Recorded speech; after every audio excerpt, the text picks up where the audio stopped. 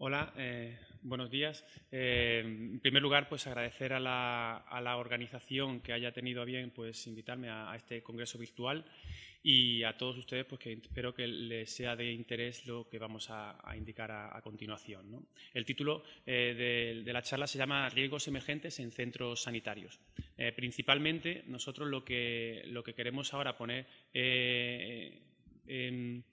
en valor es que ustedes conozcan cuáles son los principales riesgos a los cuales estamos sometidos en los distintos centros sanitarios, que los conozcamos, cuáles son esos riesgos, que conozcamos cuáles son los riesgos emergentes que podemos nosotros ir visualizando dentro de los centros sanitarios y también que luego pensemos nosotros qué es lo que podemos hacer nosotros para minimizar esos riesgos, ¿no? El qué puedo hacer yo para tratar de evitar pues, cualquier situación que pueda ser susceptible de producir un daño en mi puesto de trabajo habitual, ¿vale?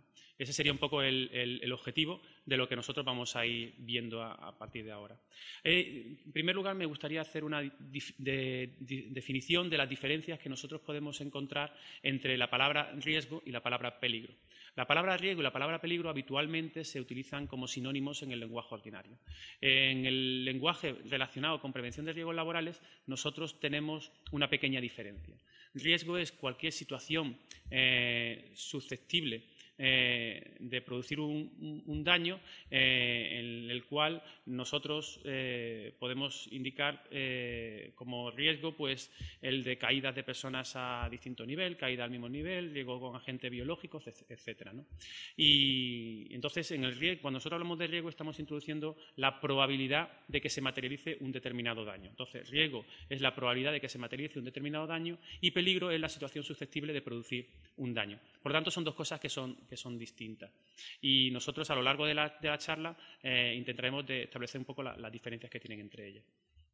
Dentro de los distintos riesgos que nosotros podemos obtener y podemos tener dentro de los centros sanitarios, en primer lugar, los que se tiene un mayor interés por controlar son los riesgos relacionados con temas relacionados de seguridad.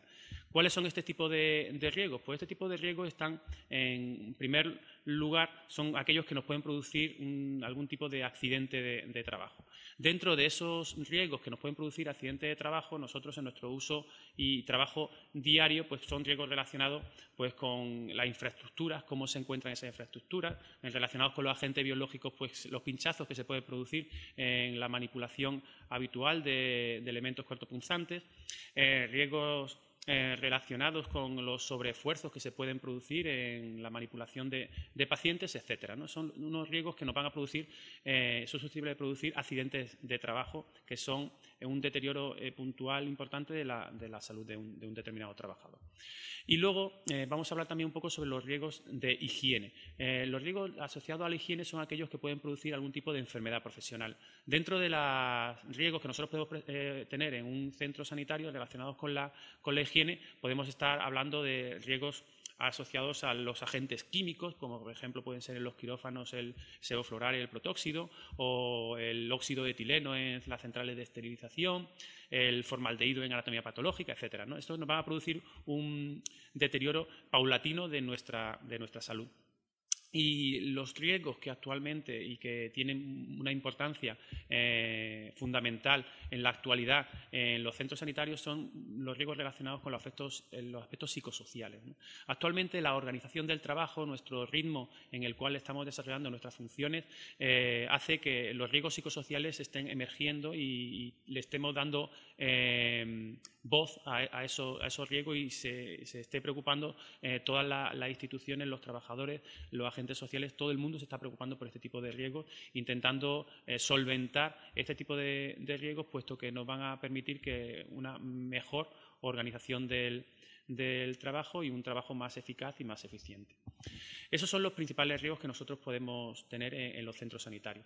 Dentro de los riesgos de higiene, de los riesgos de seguridad, ahora pueden ver cómo se produce un incendio, ¿no? Pues en la imagen que están viendo actualmente, ahora mismo, ustedes ven que ese incendio que está en el Hospital Miguel Servet de Zaragoza se produjo en una situación debido a que teníamos una operación de mantenimiento en el ascensor y debido a una chispa pues se produjo un incendio en toda esa vertiente.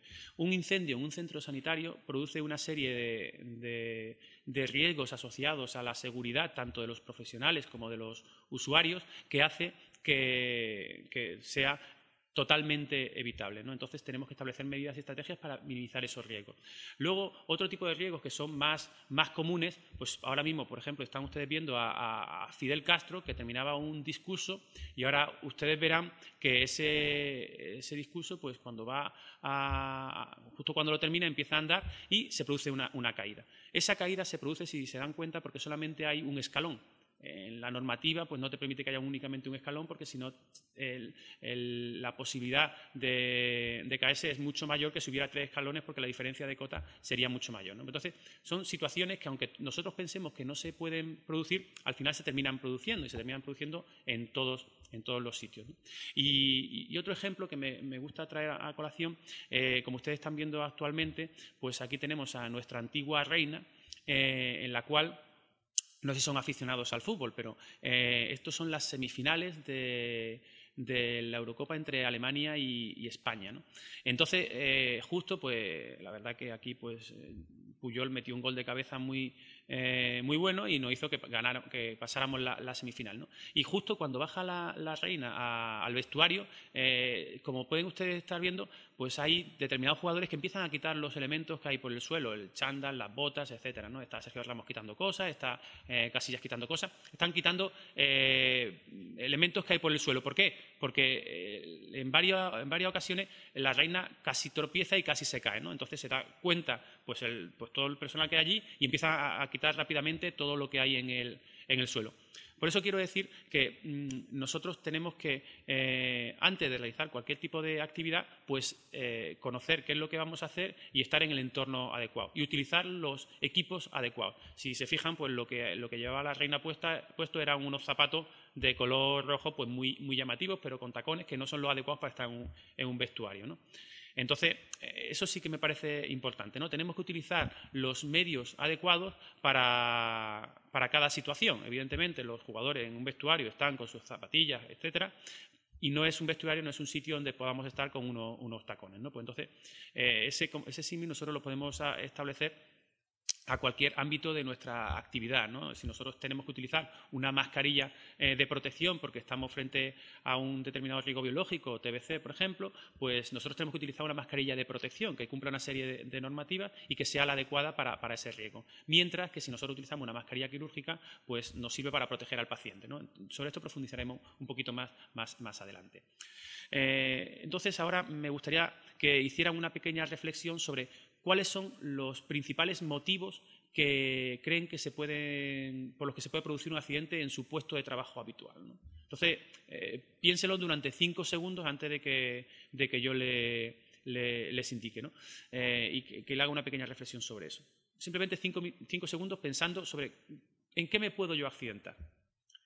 Yo le diré, mientras que ustedes piensan, le diré que una vez cada 30 años nos accidentamos o una persona de cada 30 al año se accidenta, que es lo mismo. Eso quiere decir que es posible que suframos un accidente durante toda nuestra trayectoria profesional. Por lo tanto, tenemos que intentar minimizarlo lo máximo posible.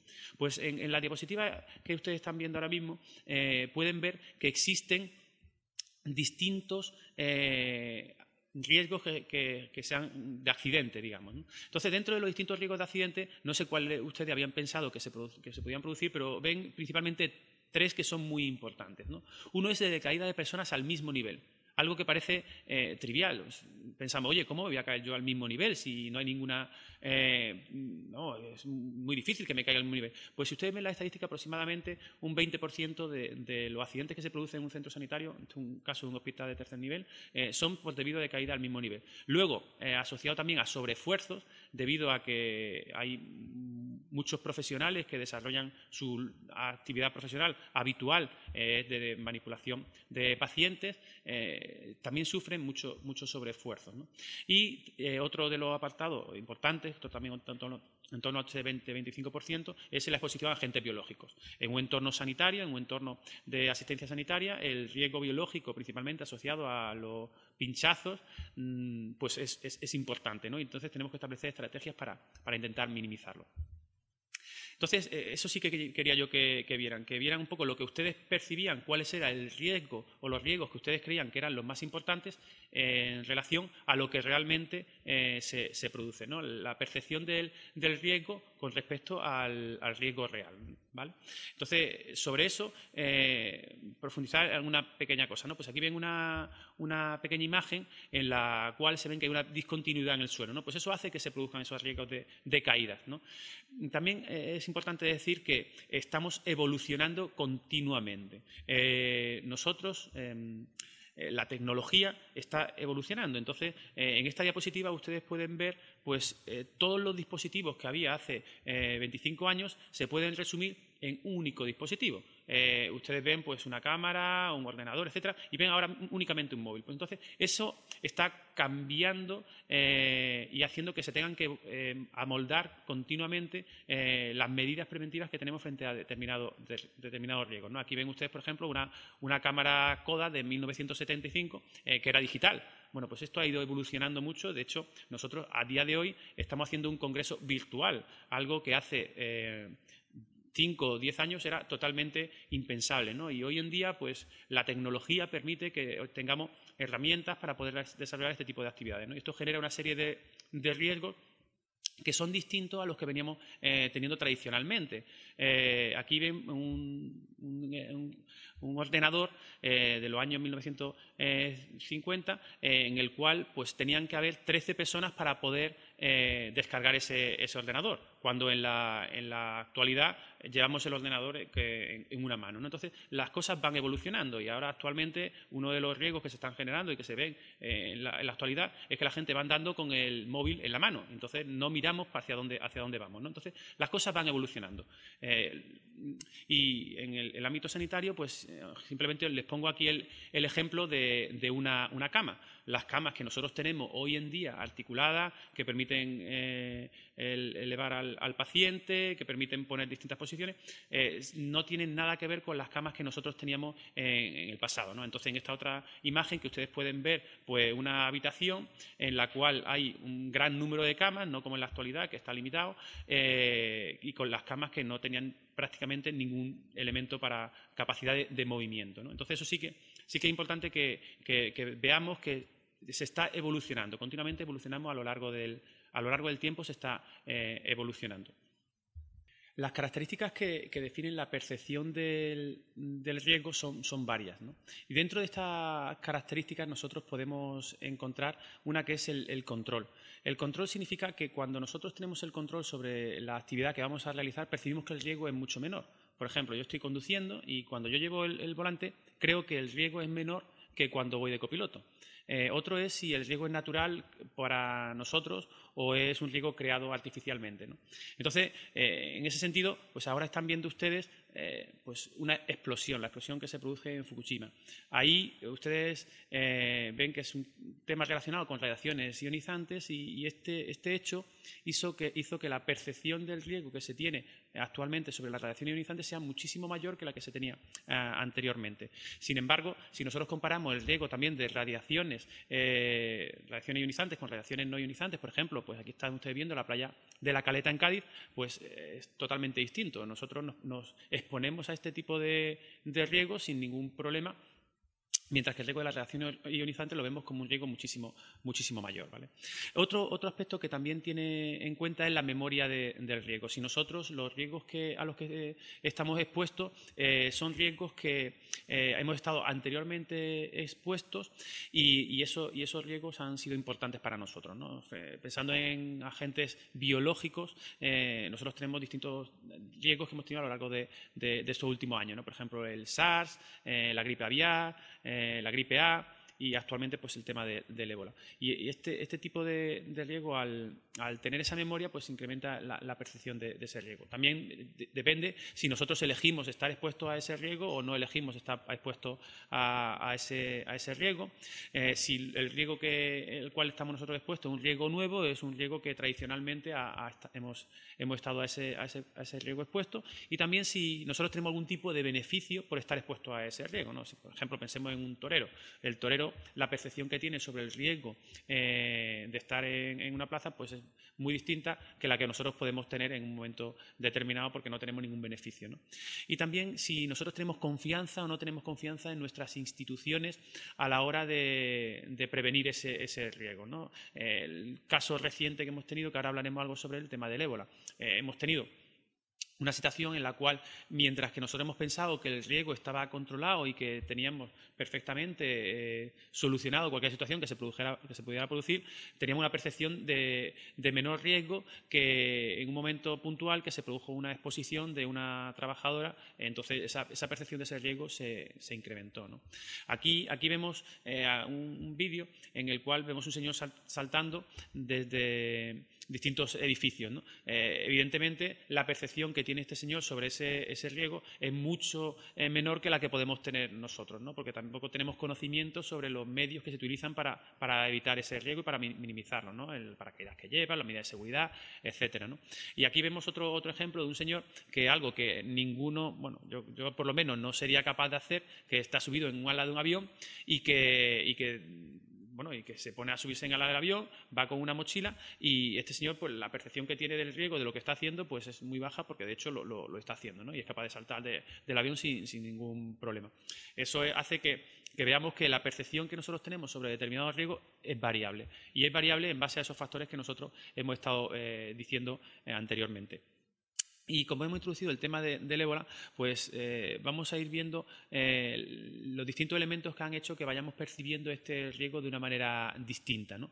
En un primer momento, cuando el ébola estaba localizado en los países del centro de África, pues teníamos una percepción que era menor. De hecho, en la televisión, pues aquí vemos una imagen de vídeo en la cual vemos a un señor que yo creo que todos lo recordaremos, ¿no? Que se escapó de un hospital en Monrovia, quiero recordar, y bueno, le estaban intentando volver a llevar a este hospital, ¿no? ¿Y qué sucedió ahí? Pues sucedió que, bueno, debido a falta de alimento, debido a una falta de medidas de seguridad básicas que se tienen en estos hospitales, en esos países, pues este paciente se escapó del hospital. Y vemos como una serie de profesionales intentan, pues bueno, hacerle entender que tiene que volver al hospital, ¿no? Vemos distintos tipos de profesionales y vemos que unos están vestidos de una manera, hay gente vestida sin ningún tipo de traje de protección. Parece que un elemento que tienen integrado en su percepción de riesgo es que la distancia es un factor importante, ¿no? De hecho, no se acercan a él. Cuando están junto a esta persona, tienden a mantener una distancia importante, ¿no? Y vemos pues los distintos trabajadores que tienen una serie de medidas de prevención, de protección. Tienen un equipo de protección individual, tienen unas gafas, tienen unos guantes, tienen una mascarilla, tienen una serie de elementos, ¿no? Sobre eso vamos a profundizar un poquito más tarde, ahora en otra imagen. Y todo cambia, la percepción nuestra cambia cuando de pronto se produce una situación en la cual traemos a unos trabajadores misioneros que estaban en África y los decidimos traer a España, ¿no? Entonces ya el riesgo, que lo veíamos como algo ajeno, ya se integra dentro de nuestro país, y ahí ya empezamos nosotros a percibir el riesgo de una manera distinta. También algo que hace que nosotros percibamos el riesgo de una manera distinta es el conocimiento que tengamos sobre ese riesgo y la fuerza y la importancia que tienen los medios de comunicación. Si nosotros conocemos que estamos expuestos a un determinado riesgo, y ese riesgo resulta que no tenemos mayor conocimiento sobre él, si no sale en los medios de comunicación, pues la percepción es menor. Pero si nosotros tenemos todos los días, día tras día, como sucede ahora, como sucedió en su día, esto es de esta imagen que estamos viendo de la portada del País del 7 de agosto, pero es que el 8 de agosto también había otra portada igual, etcétera. Y tenemos los medios de comunicación que nos televisan el traslado del misionero, quiero recordar que era Miguel Pajares, que cuando lo trasladan en el avión de defensa y con toda la parafernalia que se estableció con la ambulancia, etcétera, pues nosotros lo que estamos viendo ahí precisamente es algo que nos hace que nuestra percepción del riesgo sea mayor, ¿no? Y ahora me gustaría hablar sobre estas imágenes que estamos viendo actualmente, ¿no? Pues tenemos una serie de señores que tienen un traje de color naranja. Y en la siguiente imagen vemos que hay señores que tienen color naranja, traje de color naranja y traje de color blanco. La primera cuestión que nos surge aquí dice, oye, ¿están los dos igualmente protegidos?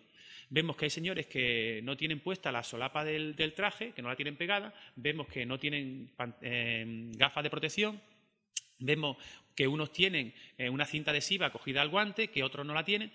Esto nos hace que la confianza que nosotros estamos diciendo que teníamos en las instituciones cuando vemos este tipo de disparidad de criterios hace que se incremente ese tipo de el riesgo al que nosotros pensamos que estamos expuestos, ¿no? Aquí vemos que hay trabajadores que tienen una bota desechable y otros trabajadores que no tienen bota desechable, unos trabajadores que tienen mascarilla y pantalla facial y otros que no la tienen. Esto nos hace que pensemos, oye, alguno de los dos no lo está haciendo bien, o hay uno de ellos que está sobreprotegido, lo cual tampoco es necesario, ¿no?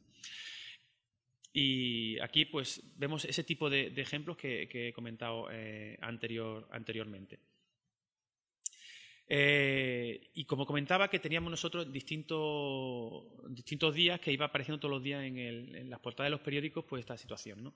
Y todo cambia cuando resulta que tenemos el primer contagio de una profesional sanitaria en España. Eso hace que se produzca un cambio radical en la percepción del riesgo y que se empiezan a saltar todas las alarmas para intentar minimizar los riesgos a los que podemos estar expuestos cuando se determina y se observa que se ha producido un error en el procedimiento de trabajo. Entonces eso hace que, como vemos aquí, que la contagiada de ébola, pues ya empezamos a hacer un seguimiento de qué es lo que pasó, qué es lo que hizo, qué es lo que no hizo durante todo ese tiempo. Y se empiezan a ver los distintos áreas de mejora que tenemos en cuanto a la seguridad. Aquí vemos que lo que indica que el médico que atendió a la contagiada denuncia múltiples negligencias. Entonces ahí ya empezamos a establecer, oye, qué cosas podemos hacer mejor de las que estamos haciendo, ¿no? Y se establece una serie de procedimientos y se mejoran lo que había existente.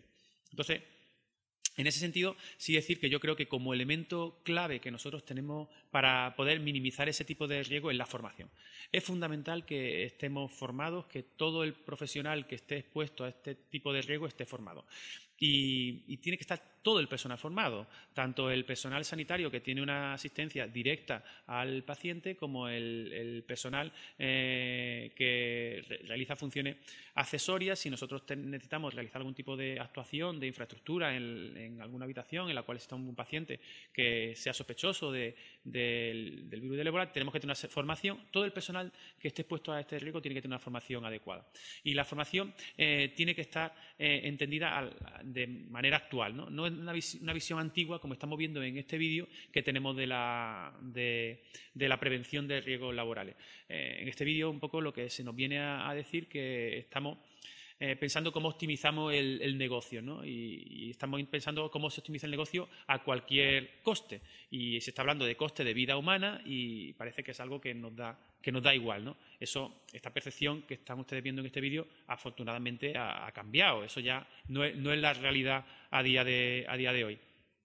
A día de hoy tenemos una realidad distinta en el cual nosotros, gracias a la formación que se está teniendo en todas las materias relacionadas con prevención de riesgos laborales y en otros ámbitos, pues nosotros estamos consiguiendo pues que esta visión cambie, ¿no?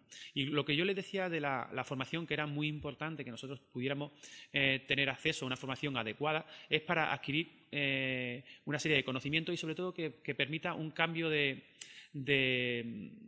la actitud y de nuestra manera de hacer el día a día, de estar en el día a día y de la manera de actuar, ¿no? Si nosotros conseguimos un cambio de la actuación que nosotros tenemos en nuestro día a día, pues la formación será eficaz. En ese sentido, es importante que nosotros conozcamos cuál es la formación frente a cualquier tipo de riesgo. Y lo que comentábamos antes, de que si nosotros tenemos unas mascarillas que sean de protección al trabajador y unas mascarillas que son de protección al paciente, pues que conozcamos la diferencia y sepamos usar una en cada momento. En este sentido, pues que sepamos cuáles son los mecanismos de filtración de estas mascarillas, que si los mecanismos de filtración son debido al que el tamaño de la partícula da con la fibra que hay en todas las mascarillas, da con esa fibra, o si pasa a través de la fibra y digamos se queda captada en la mascarilla debido a algún mecanismo de difusión, que tengamos conocimiento sobre los distintos mecanismos que hay y todo esto nos hará que la percepción que nosotros tenemos sobre los riesgos sea más parecida a la percepción teórica y a la real, y eso nos hará que al final pues, estemos mejor protegidos. En ese sentido, en esta diapositiva ustedes pueden ver a Carl Lewis con unos zapatos de tacón rojo. ¿Qué es lo que yo quiero decir con esto? Con esto lo que quiero decirles es que es importante que nosotros utilicemos los equipos de protección adecuados para cada situación. En la imagen que vimos antes del avión de la Fuerza Armada, en el cual veíamos una serie de trabajadores con un mono de color naranja y otros con un mono de color blanco, bueno, pues tenemos que utilizar los equipos adecuados. No tenemos ni que tener una sobreprotección ni una infraprotección, pero sí que es necesario que tengamos los equipos de protección adecuados, ¿vale? En ese sentido, pues la formación es un elemento primordial en toda esta estrategia que nosotros podemos tener. Dentro de la formación que nosotros podemos tener, otro elemento que yo veo clave es la integración de todo lo que hemos aprendido, de todos aquellos conocimientos que nosotros tenemos en nuestro quehacer diario, ¿no? Entonces, no les quiero cansar con definiciones, pero yo creo que la integración de la prevención en el ámbito, en el día a día, es fundamental, ¿no? Integrar, como dice la Real Academia de la Lengua Española, dice que es, dicho de las partes, constituir un todo. Pues entonces nosotros tenemos que hacer un todo con nuestra actuación en el día a día. Para eso, pues, es fundamental que nosotros seamos capaces de integrar la prevención en cualquier actuación que nosotros hagamos en nuestro día a día. Cualquier procedimiento de trabajo que nosotros tengamos tiene que decir las cosas cómo hay que hacerlas, desde una manera de seguridad para el paciente, pero también cómo hay que hacerlas de una manera segura para el trabajador y la trabajadora. Es fundamental.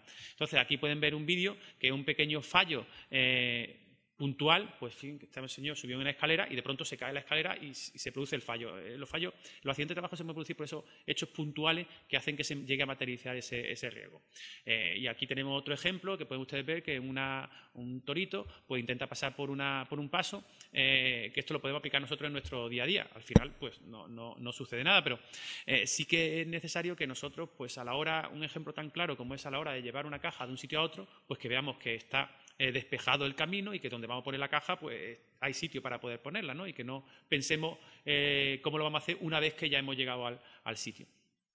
En ese sentido, pues es fundamental que nosotros seamos capaces de integrar la prevención en todo, en nuestro proceso técnico, en la organización del trabajo, condiciones de trabajo, que todo que todos seamos capaces de integrar esa prevención en todos esos ámbitos. Y me gustaría decirles, como usted ve una pantalla aquí llena de números, esto no es difícil, es algo que es muy fácil que nosotros podamos realizarlo. Es cómo nosotros, nuestros actos seguros, nosotros los podemos hacer en el día a día.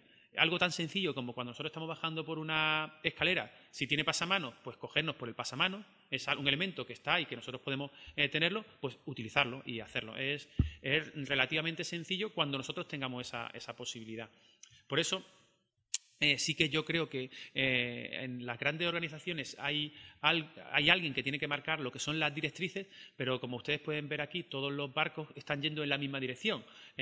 No siguen el mismo camino todos, pero todos van en la misma dirección. ¿Con eso qué conseguimos? Pues con eso conseguimos que, bueno, pues mejorar las condiciones de seguridad y salud de todos los trabajadores, si desde el trabajador, el mando intermedio, el directivo, todos estamos implicados en esta medida. Bueno, para eso pues nosotros tenemos a los delegados de prevención que son los responsables representantes de los agentes sociales para tratar todo este tipo de situaciones, ¿no? Entonces, es importante que todo eso esté.